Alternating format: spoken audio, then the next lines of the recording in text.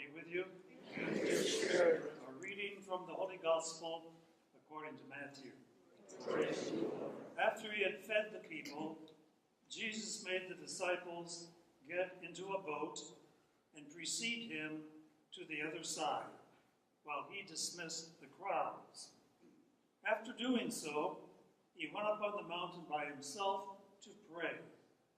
When it was evening, he was there alone. Meanwhile, the boat, already a few miles offshore, was being tossed about by the waves, for the wind was against it. During the fourth watch of the night, he came toward them, walking on the sea. When the disciples saw him walking on the sea, they were terrified. "It is a ghost," they said, and they cried out in fear. At once Jesus spoke to them, "Take courage, it is I, do not be afraid." Peter said to him, "Lord, if it is you, command me to come to you on the water."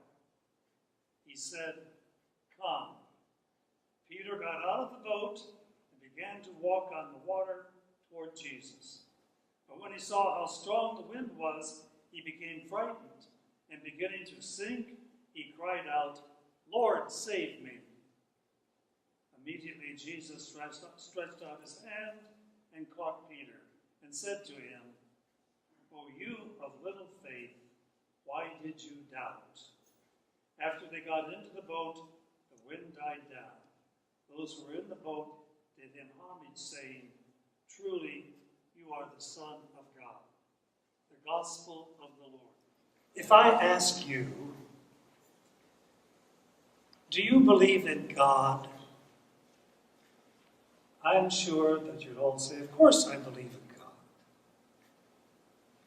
If I ask you, do you have faith that God really loves you?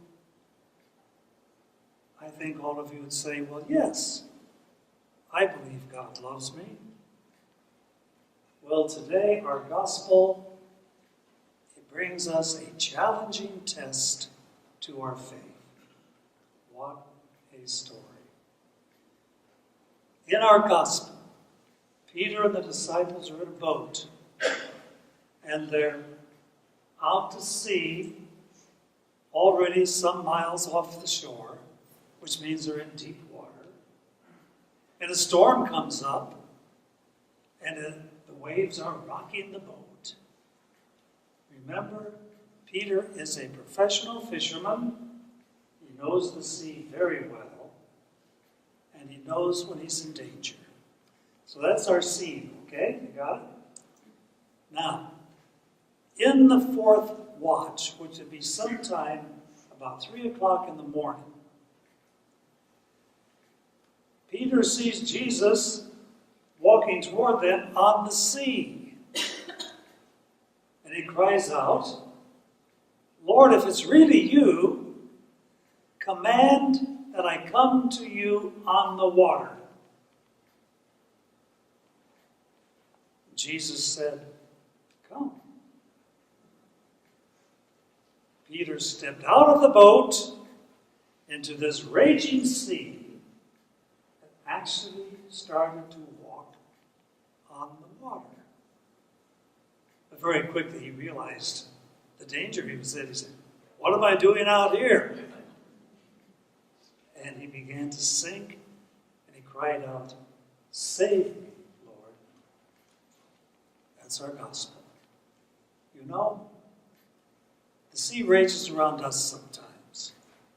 We are all living in sort of scary times, don't you think? I mean, it seems like every day we come a little closer to death and destruction. Some of us are living with illness, and we get tired, of the pain and the helplessness that comes with sickness.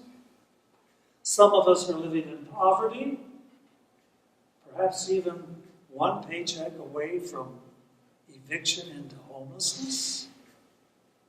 Some of us are living with injustice, people doing bad things to us or saying bad things about us.